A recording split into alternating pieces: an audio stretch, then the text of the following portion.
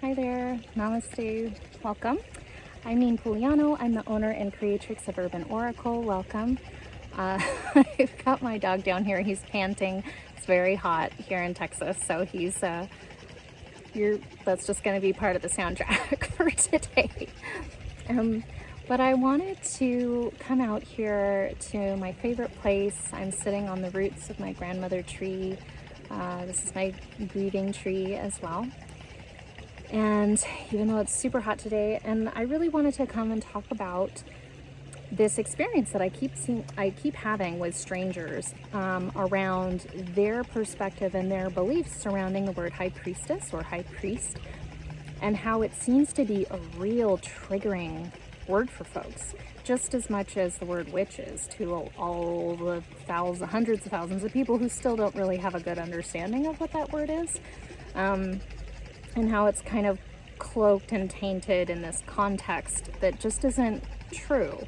So there's a couple things that I think are happening here. One, I think a lot of folks who are very triggered by the word high priest or high priestess are falling into the category of folks who they're falling into that common trap that so many of us experience in lots of different ways, where we have one bad experience with someone who identifies in a certain way that we end up coloring and blanketing every person in existence who uses similar identifier as being just as bad or just as manipulative or just as uncaring or just as fake or whatever it is that your original experience was. We end up blaming that same kind of putting that same kind of context on all people that have that same identifier.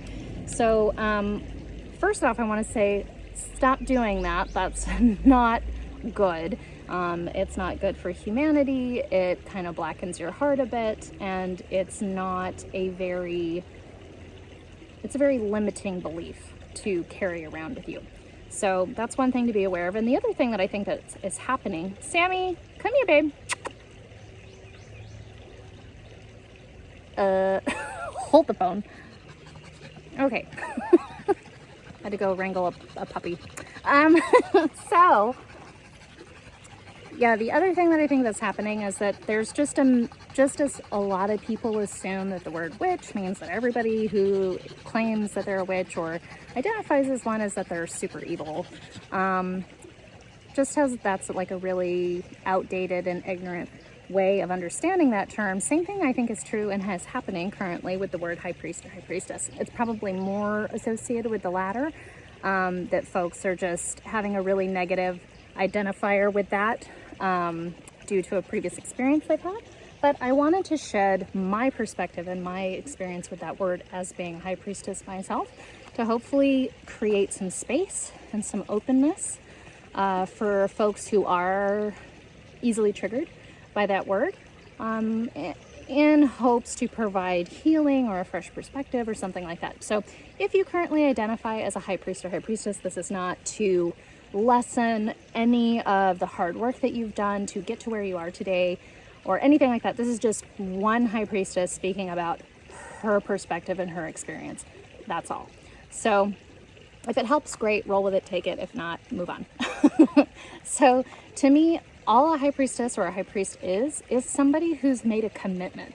It's just somebody who's made a conscious decision and a choice to commit to becoming of service to something larger than themselves, whatever that is, whether it's a certain deity or it's a certain pantheon, or if it's a devotion to a specific element, whatever it may be, or a specific lineage of practice, whatever it is.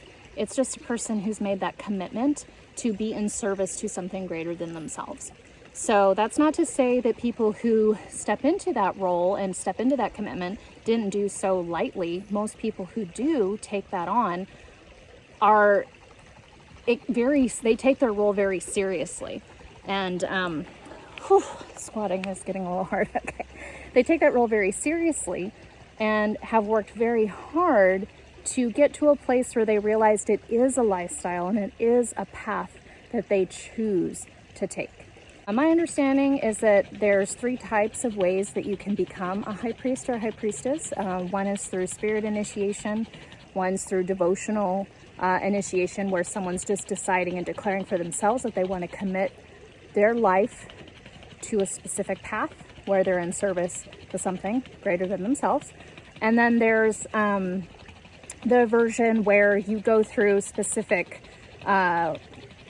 training tiers where you're being tested by your own high priestess in a specific lineage that you're following, the lineage that you want to become a high priest or high priestess to. You've been apprenticing under a high priestess, and now you're wanting to become another additional leader within that lineage itself. So they're presenting you with a series of tests and tasks to make sure that you have the comprehension and the knowledge and the awareness in each of the things that specific lineage holds value in, and expects their leaders to be aware of and to be able to communicate or to be able to lead and guide others through, that kind of a thing. Any of those initiatory paths, none of them are better or worse than the other. They're just different. And none of them are to be taken lightly, and all of them hold a sweetness to the person who's decided to make the commitment. But that's all a high priest or high priestess is. It's someone who's just made that commitment and that devotion and dedication to something greater than themselves. So if you've ever been wounded by a high priest or high priestess, I'm very sorry that has happened to you. I just want you to be aware and caution to not fall into that age-old trap that so many of us do, that when one person of a certain identifier harms us or treats us poorly, less than we deserve, that we start kind of blanket casting this shadow over all folks who may identify in a similar way. We're all individuals, and I know you wouldn't want anyone to put you in a box if you identify in a way that someone else has hurt them, kind of thing. So just be mindful about that. There is no such thing as someone being bad or evil or manipulative purely because of the way they identify. Same thing goes with witches.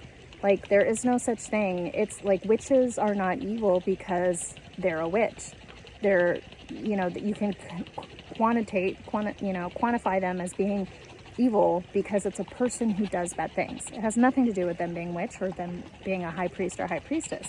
It's that they're a person who does bad things. So anybody could be a person who does bad things. It doesn't matter what their identifier is, and it doesn't have anything to do with it. They're very separate. So just keep that in mind. I'll try to see people for who they are, as they are, see them for the individual that they are, seek out the authenticity that resides within each person. It will definitely allow you to have more connections to more and more people, and will not limit you as much as maybe your current beliefs and stories that you're making agreements with may be affecting your life and your path. So just my 2 cents, take it or leave it. But I hope you all have a beautiful day, and thanks for tuning in. Bye.